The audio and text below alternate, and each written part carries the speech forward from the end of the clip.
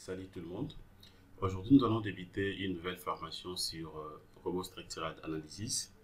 Voilà, comme je vous avais promis, je crois que c'était l'avant-hier. Et nous allons faire donc une étude d'un bâtiment et en béton armé, R+4. C'est un projet d'un appartement que nous allons faire. Donc, nous allons débuter cette formation aujourd'hui. Nous allons commencer vraiment tout au début, donc tout au début jusqu'à la fin, de manière à ce que vous puissiez comprendre comment est-ce que vous pouvez dimensionner un bâtiment en béton armé du début jusqu'à la fin sur Robot Structural Analysis. Voilà. Donc le projet, retenez que c'est un projet d'un appartement R+4. Voilà. Donc, et sans plus tarder, je vais premièrement vous présenter ou vous montrer d'abord le plan et donc les devis en plan de ces projets, mais aussi les plans d'époutreison que j'ai tracés de manière à ce que nous puissions commencer d'abord par le prédimensionnement et nous allons évoluer au fur et à mesure. Voilà, dans la première partie que nous allons débuter aujourd'hui, nous allons faire justement donc directement le prédimensionnement et puis voir d'autres éléments également. Voilà, donc je viens premièrement ici. Voilà, donc ça c'est la vue en plan rez-de-chaussée, c'est la vue en plan RDC de ces projets. Voilà, donc c'est un projet au total concernant les colonnes. Nous avons, ça fait je crois 19 colonnes. 1, 2, 3, 4, 5, 6, 7, 8, 9, 10, 11, 12, 13, 14, 15, 16, 17, 18, 19. Voilà, ça c'est au niveau du rez-de-chaussée. Nous avons donc 19 colonnes. Mais les 4 colonnes que vous êtes en train de voir ici, ce sont des colonnes excentrées. Ce sont des colonnes excentrées. Voilà, que nous allons donc placer justement de ces côtés droite. Voilà, donc, et à part ça aussi, vous avez la possibilité de voir aussi dans la vue en plan haute. Donc, je viens ici. Voilà, ça c'est la vue en plan haute. Donc, ce que je viens de vous montrer là, c'était donc justement le rez-de-chaussée. Ça, c'est donc la vue en plan type, c'est-à-dire c'est R+1, vue en plan premier étage, deuxième étage, troisième étage, ainsi que quatrième étage. Voilà, donc c'est ça. Voilà, donc vous allez justement comprendre que c'est outil où il y a quand même beaucoup de pièces, puisque ce sont des appartements.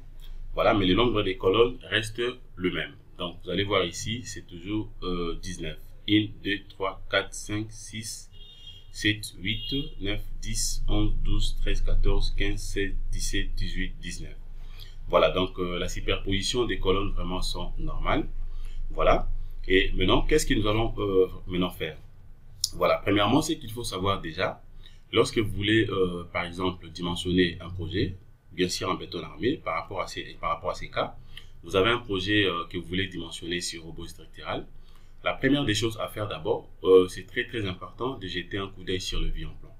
Tel que nous venons de faire là. Déjà, donc, je comprends déjà comment est-ce que les briques ou les cloisonnements sont appliqués par rapport à ces projets. Je vois déjà qu'il y a d'autres cloisonnements qui va passer directement là où je vais placer donc mes poutres, dans outils des poutres. Mais il y aura également d'autres cloisonnements qui vont passer directement sur la dalle. Par exemple, ici, vous allez remarquer que ce sont des cloisonnements qui passent directement sur la dalle. Voilà, ici également, vous allez voir que ça passe directement sur la dalle. Mais tandis que ici, ça passe directement sur la poutre, puisque nous avons des colonnes. Je vais placer, donc, quand je vais faire le plan d'époutreison, donc je vais placer directement ma poutre ici. Donc, les cloisonnements passeront directement sur la poutre. Voilà. Donc, et après, maintenant, qu'est-ce que je fais? Étant donné que j'ai déjà donc l'idée sur les deux vues en plan, donc le vue en plan rez-de-chaussée et le vue en plan et R+1 type, voilà. Maintenant, je suis censé les tracer premièrement le plan d'époutreison. Mais avant de tracer les plans d'époutreison, je peux quand même vous montrer également quelques informations de ces projets. Donc, je peux vous montrer ça ici. Voilà. Donc ça, ce sont des informations concernant donc la géotechnique. Voilà, donc ce sont des informations qu'on a prises justement au niveau des laboratoires. Voilà, conclusions et recommandations. Donc, au vu des résultats des différents essais réalisés, nous relevons ce qui suit. Voilà, donc numéro 1, on nous dit que la nappe phréatique n'a pas été rencontrée jusqu'à 4 mètres de profondeur sur le site. Numéro 2, les sols en place étant remblés entre 0, donc au niveau 0,0 mètres, jusqu'à 0 profondeur, donc de 0,70 de profondeur. Voilà, et là on a rencontré justement donc des sables noirs, grisâtres, entre 0,70 et 1,20 m de profondeur. Des sables grès jaunâtres entre 1,20 m et 1,50 m. Des sables jaunes entre 1,50 m et 3 m. Mais des sables jaunes P argilés entre 3,10 m et 4 m.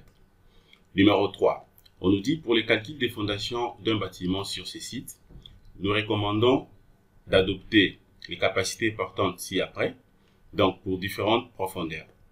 Alors on nous dit, si pour des fondations entre 2 mètres à 3 mètres, si vous allez travailler à une profondeur de 2 mètres jusqu'à 3 mètres, de profondeur bien sûr, donc les essais recommandent que vous puissiez donc utiliser une contrainte admissible de 0,55 kg par cm². Si vous allez travailler sur, donc pour des fondations entre 3,10 m et 3,50 m, des profondeurs bien sûr, les essais donc nous recommandent que nous puissions donc utiliser directement une contrainte admissible de 0,60 kg par cm². Et pour des fondations entre 3,60 m et 5,20 m de profondeur, vous allez donc utiliser une contrainte admissible de 0,90 kg par cm². Pour des fondations entre 5,30 m et 6,30 m de profondeur, bien sûr, vous allez donc utiliser une contrainte recommandée de 0,25 kg par cm². Tandis que pour des fondations entre 6,50 m et 10 m de profondeur, là maintenant vous allez utiliser quel genre de contrainte? Là vous allez donc utiliser 10 m de profondeur, c'est encore où c'est? Voilà, c'est ici. Donc là vous allez utiliser directement donc une contrainte minimale de 1,17 kg par cm². Alors notez bien, les essais nous disent que il est constaté une chute de résistance du sol dans des profondeurs entre 5,30 m à 6,20 m. De ces faits, nous recommandons à l'ingénieur du projet de vérifier la charge résiduelle de ces semelles à cette tranche de profondeur, voir bien sûr les tableaux de résistance. Voilà, à défaut, de vérifier la charge résiduelle sur les semelles. Voilà la contrainte admissible à utiliser pour une profondeur maximale d'ancrage de 6,30 m serait donc de 0,25 kg par cm². Voilà, donc tout ça, ce sont des informations, des recommandations qu'on a pris au niveau donc des laboratoires après avoir effectué les essais. Voilà, mais par rapport à notre cas ici, déjà donc la profondeur que nous allons utiliser ici, selon les essais qui ont été menés sur place, donc nous allons utiliser une profondeur de 3,50 m. Une profondeur de 3,50 m. Donc cela revient à dire qu'on peut déjà avoir l'idée de la contrainte admissible que nous allons utiliser ici. C'est juste question de vérifier. Je peux rentrer même tout au début. Vous allez voir ici, je cherche maintenant la profondeur de 3,50 m. Voilà, ici déjà je suis à 3,10 m, 3,40 m.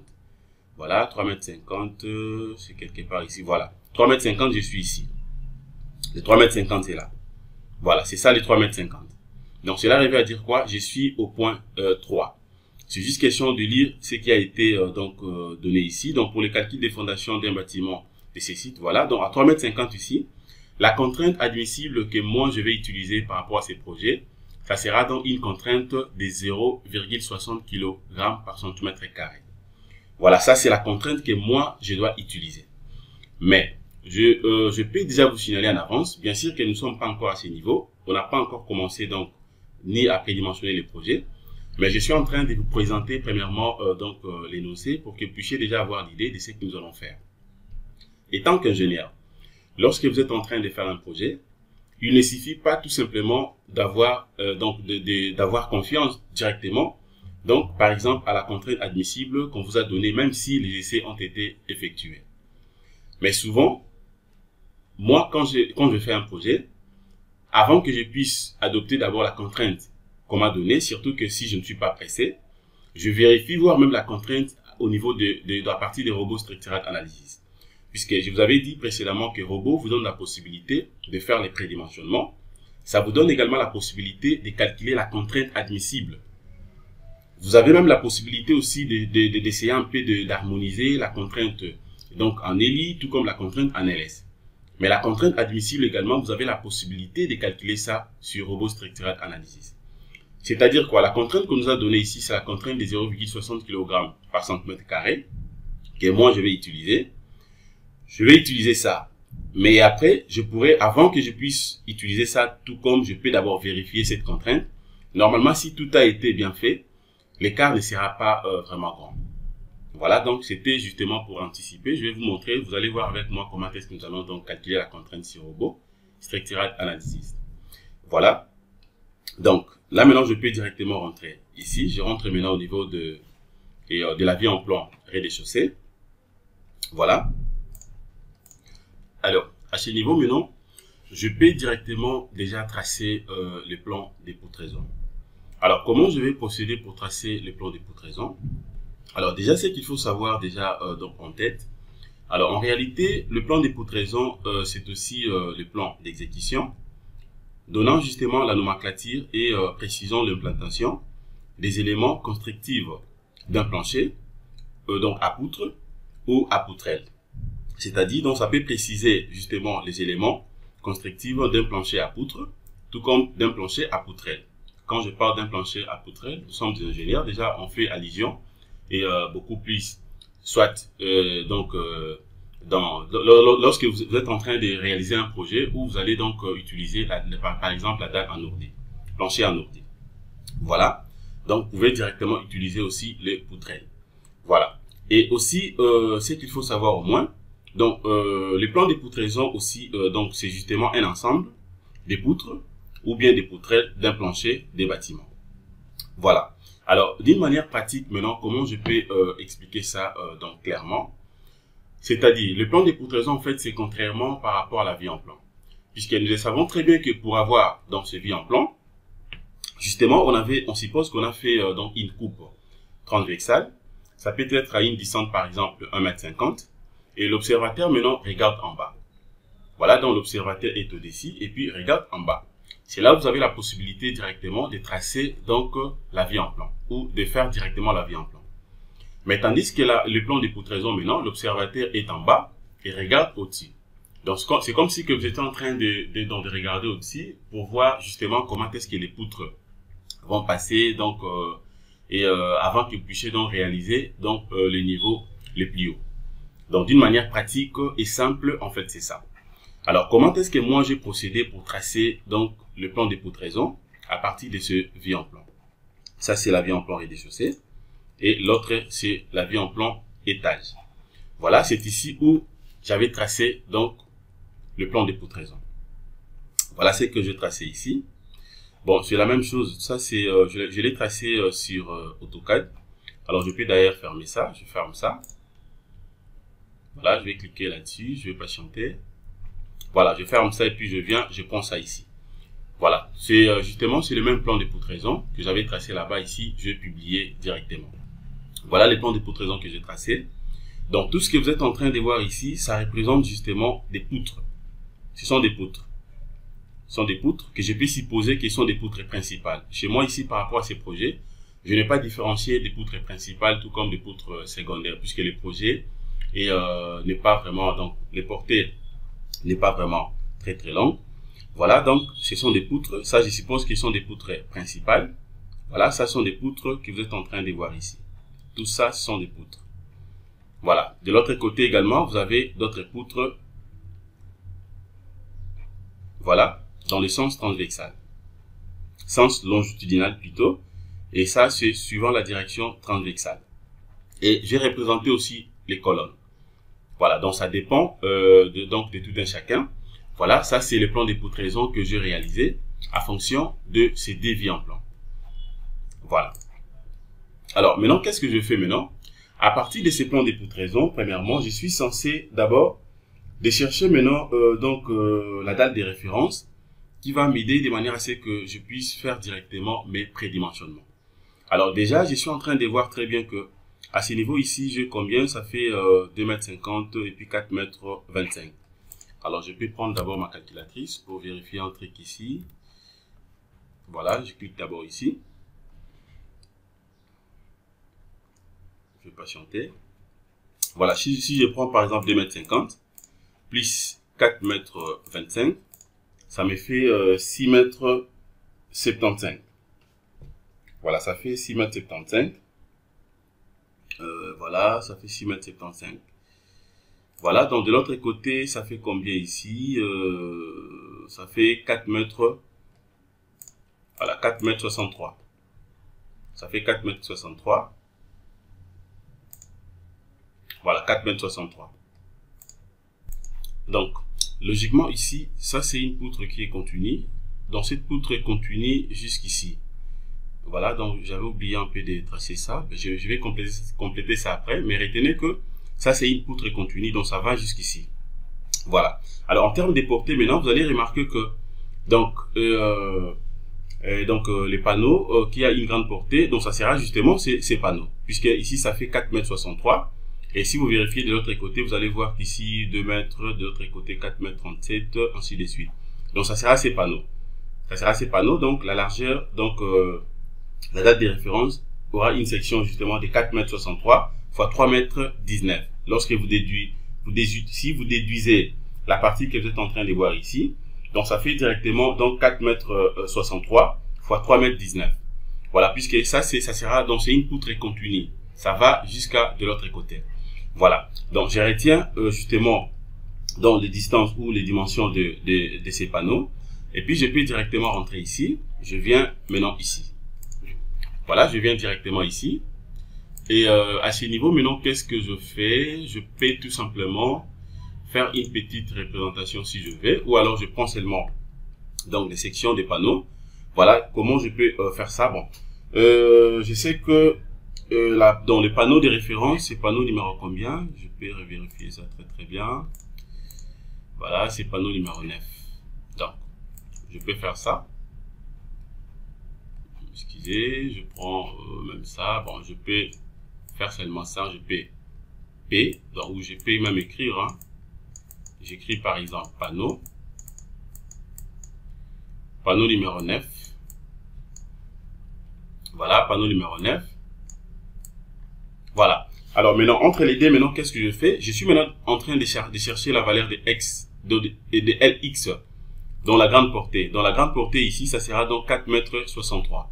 Donc ça sera, donc c'est-à-dire que LX, par rapport à mon cas, sera égal à 4, sera égal à 4 mètres 63. Voilà, sera égal à 4 mètres 63. Voilà. Donc, et après maintenant, qu'est-ce que je fais ici? Je peux directement commencer donc les prédimensionnements premièrement de la dalle. Voilà. Je sais très bien que la section, ça c'est LX, mais tandis que la section S, c'était justement égal à 4 mètres 63 fois 3 mètres 19. Voilà, 4 mètres 63 fois 3 mètres 19. Entre 4 mètres 63 et 3 mètres 19, c'est 4 mètres 63 qui est donc la grande valeur. Donc j'ai pris ça comme, j'ai considéré ça comme la valeur de LX. Alors maintenant, qu'est-ce que je fais ici? Pour les prédimensionnements, maintenant, je vais prédimensionner d'abord la dalle. Voilà, je commence d'abord par prédimensionnement de la dalle, que je peux appeler ou panneau dalle, oui. Voilà. Alors maintenant, qu'est-ce que je vais faire à ce niveau? Alors, pour la dalle continue, je sais que l'épaisseur courante de la dalle donc, est nommée justement par la formule suivante. Donc, c'est-à-dire quoi? La formule, j'aurai quoi maintenant ici pour la dalle? C'est-à-dire que j'aurai LX qui sera justement égal à 35, doit être donc inférieur ou égal à EP, qui est bien sûr dans l'épaisseur, inférieur ou égal à L divisé par 25. Voilà. Ou alors je peux utiliser aussi cette nomenclature, c'est la même formule. Donc ça sera soit LX sera égal à 35, inférieur ou égal à H0. Donc H0 est égal avec EP, donc c'est toujours l'épaisseur. Inférieur ou égal également à LX divisé par 25. D'accord. Donc voilà, justement, c'est par cette formule que je pourrais directement faire les prédimensionnements de la dalle. Voilà, donc je peux remplacer directement pour calculer rapidement. Donc je remplace directement LX par sa valeur. Donc j'aurai quoi ici? Donc cela revient à dire quoi? LX est égal à 4 mètres 63. 4 mètres 63, que je peux directement remplacer ça en centimètres pour avoir directement l'épaisseur en centimètres. Donc ça sera donc 463 cm divisé par 35 doit être inférieur ou égal à épais inférieur ou égal à 463 cm divisé par 25. Voilà, ceci implique, voilà, 463 divisé par 35, ça fait combien? Et ça fait 12,22. Voilà, donc je prends directement ici, ça fait 13,22 doit être inférieur ou égal à épais inférieur ou égal, voilà, j'ai calculé aussi de l'autre côté, 13,22, oui, 463 divisé par 25, voilà, 18,52, donc 18,52, bien sûr centimètres. Voilà, donc c'est cet intervalle que je peux directement tirer la conclusion pour avoir directement l'épaisseur de la dalle. Alors maintenant, qu'est-ce que je fais ici? Alors, je refuse aussi d'être trop loin. Alors, ceci implique, je prends donc épaisseur épais, dans l'épaisseur de la dalle, entre 13,22 et 18,32, je prends une épaisseur de 15 cm. Voilà, l'épaisseur de 15 cm. Donc ça, c'est l'épaisseur de la dalle que j'ai trouvée. Voilà, l'épaisseur de la dalle est là. Voilà, là, c'était rien que pour la dalle. Alors, je peux maintenant calculer aussi, prédimensionner aussi légèrement donc la poutre. Voilà, je prends maintenant, je fais directement pour la poutre. C'est très simple. Pour la poutre, maintenant, qu'est-ce que je fais? Je suis censé de chercher toujours donc la portée des références. Donc, L sera égal à combien ici par rapport à notre cas? Donc, L sera toujours égal à 4,63 m. Voilà, 4,63 m. Je prends ça donc en centimètres. Donc, ça fait 463 cm. Voilà, 463 cm. Alors, la formule qui pourra m'aider de manière à ce que je puisse prédimensionner directement dans la poutre sera quoi maintenant ici? Donc, ceci implique, j'aurai justement la grande portée L, doit être L divisé par 15, doit être inférieur ou égal à HT, inférieur ou égal à L sur 10. Voilà, c'est avec cette formule que je pourrai directement prédimensionner directement donc la poutre. Alors, comment je peux aussi calculer la base de cette poutre? Donc, B0, qui est bien sûr la base, doit être donc supérieur ou égal à H divisé par D. Voilà, ça c'est justement pour trouver la base et ça c'est pour trouver la hauteur. Voilà, donc je peux directement remplacer ici. Donc je remplace L par sa valeur, donc c'est-à-dire quoi j'aurai? Je peux remplacer ma partie d'ici, donc j'aurai 463 divisé par 15 sera donc doit être inférieur ou égal à HT. Voilà, inférieur ou égal à 463 divisé par 10.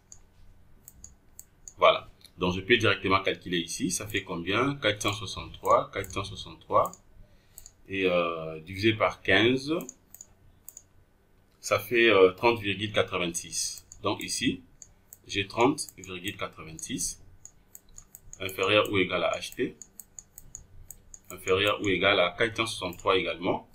Je prends 463, divisé maintenant par combien? Je vais diviser ça par 10. Voilà, divisé par 10, ça fait 46,3. Donc 46,3. Voilà, donc je peux tirer directement la conclusion ici. Par rapport à mon cas, je peux adopter, je prends donc HT, sera égal à combien? 30 et 46, je prends une valeur de 45.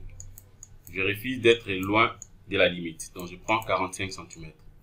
Voilà, ça c'est les HT que j'ai trouvé, donc c'est la hauteur de la poutre. 45 cm. Alors je peux aussi calculer pour la base, je remplace directement le B0 par sa valeur.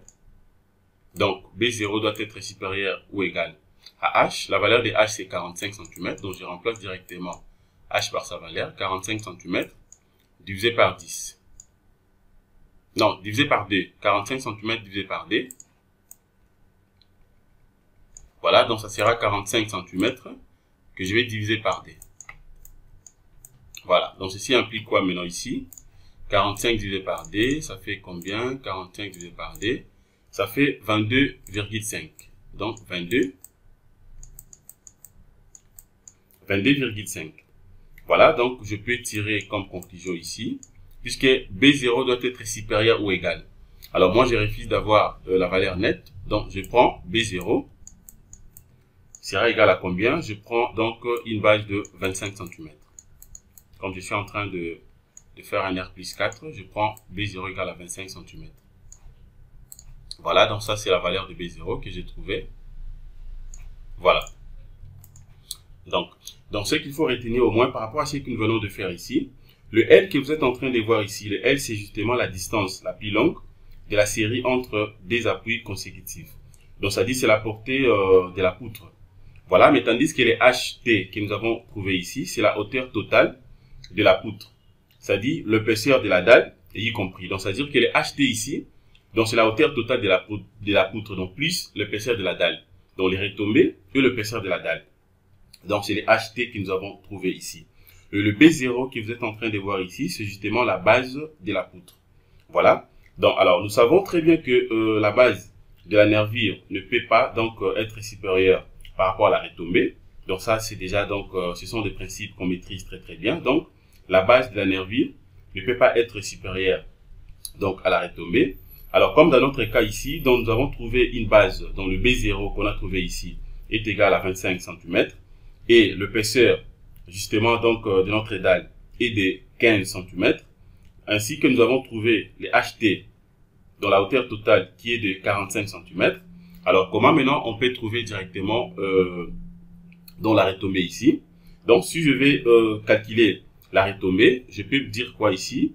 Donc je prends la hauteur des retombées ici, que je peux appeler, donc je peux abréger ça tout simplement par la lettre R. Donc HR, c'est-à-dire hauteur retombée, sera maintenant égal à quoi ici? Et sera justement égal à HT, c'est-à-dire la hauteur totale, à HT, que je vais déduire, ça sera donc HT moins l'épaisseur de la dalle.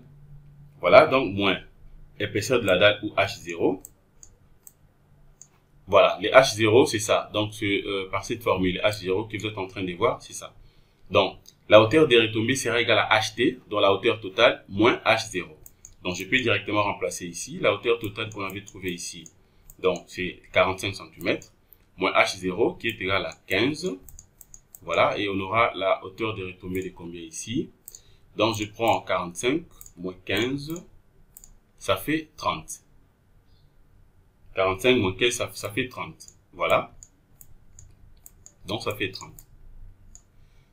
Voilà. Donc les 30 qu'on a trouvé ici, je peux écrire ça ici. Donc HR, la hauteur des retombées, est égale à 30 cm.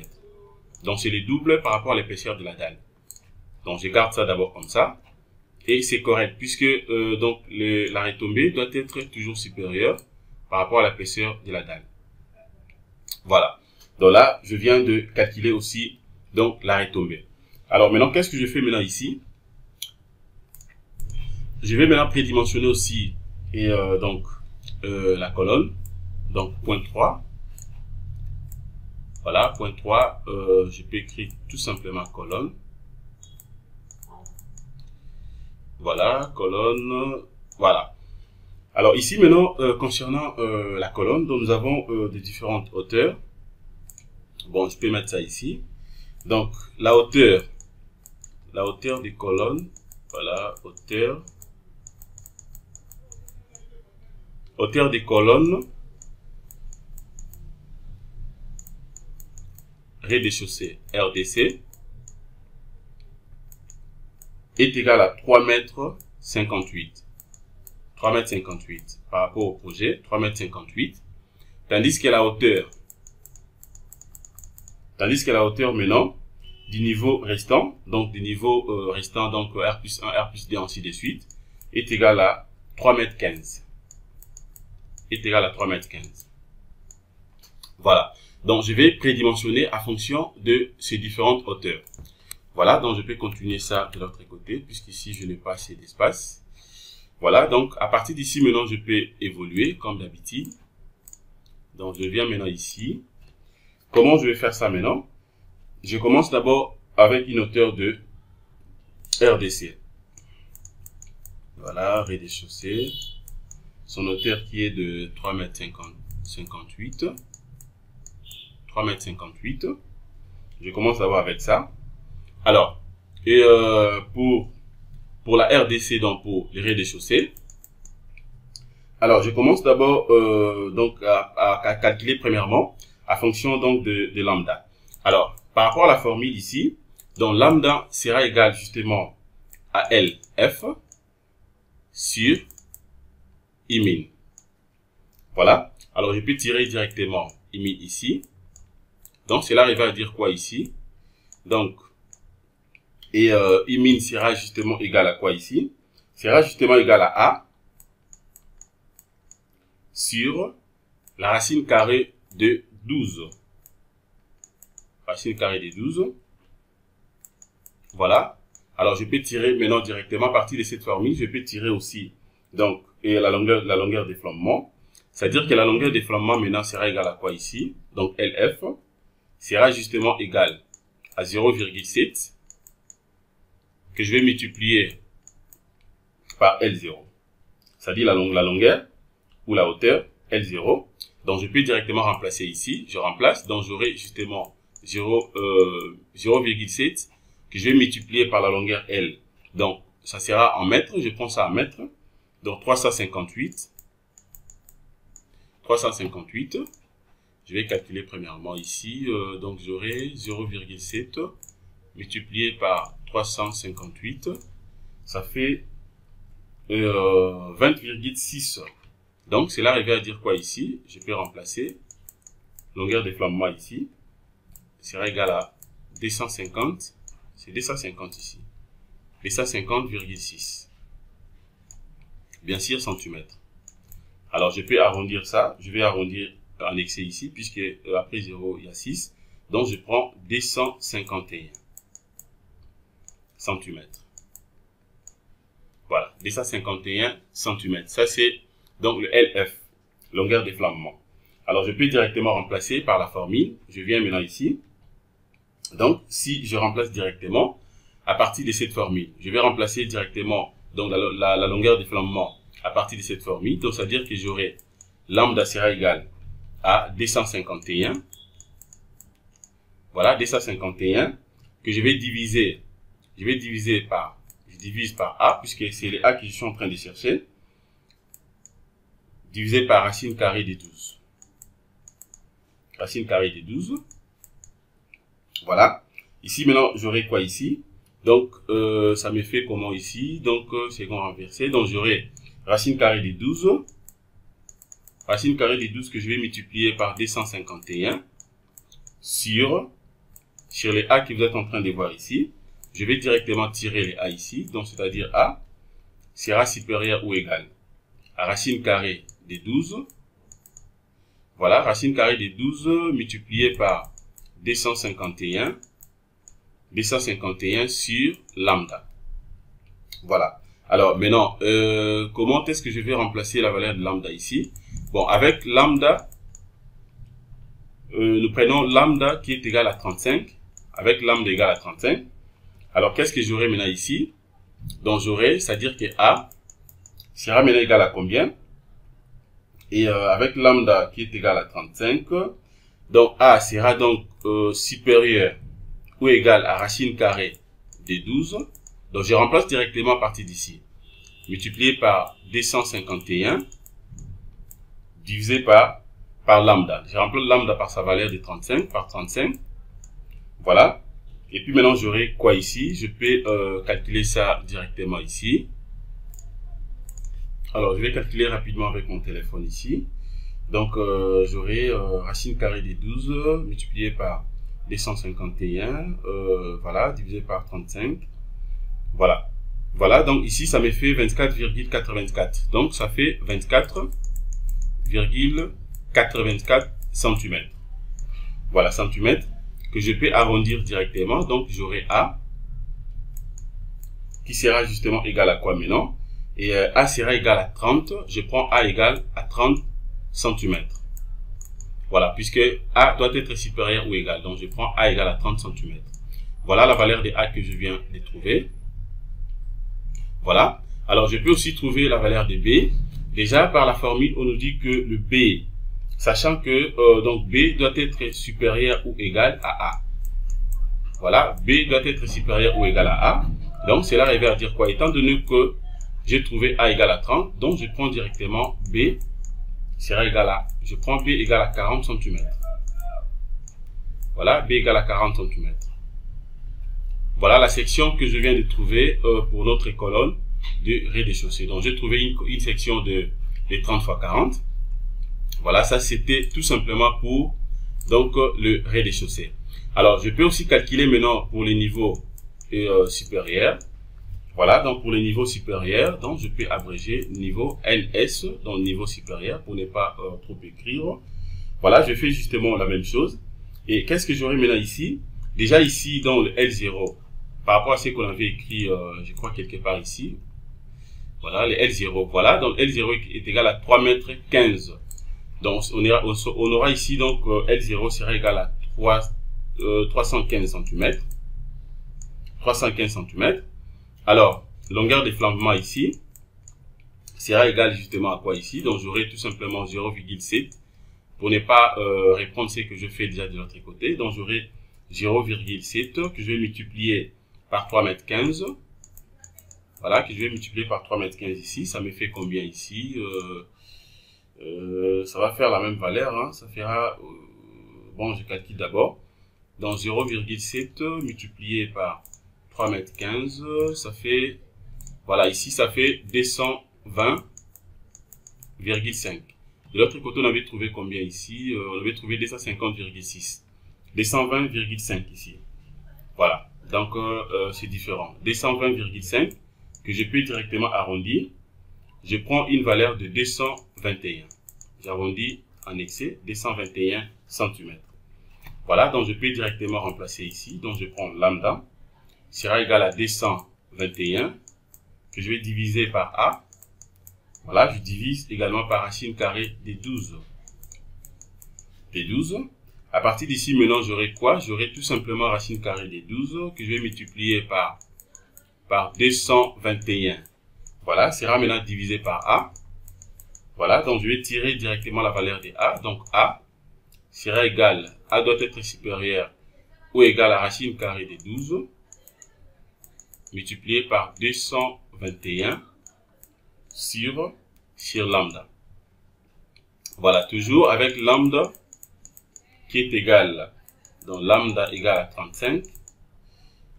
Lambda égale à 35, je vais remplacer directement. Donc, c'est-à-dire que j'aurai A doit être supérieur ou égal à racine carrée des 12. Racine carrée des 12, donc je remplace directement, multiplié par 221. 221 donc divisé par lambda qui est de 35 divisé par 35. Voilà, donc je vais maintenant calculer directement ici avec mon téléphone.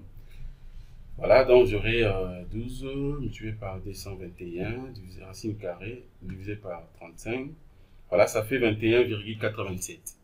Donc ça fait 21,87 cm. Que je peux arrondir ici. Donc, je prends A égale à 25. C'est vraiment normal. Vous allez voir que au fur et à mesure, comme à la partie supérieure, la hauteur n'est pas longue par rapport au rez-de-chaussée. Voilà la section que nous avons trouvée ici. Voilà, ça c'est la valeur de A qui est égale à 25 cm. Voilà, donc je mets ça à côté ici. Alors, je vais trouver aussi le B.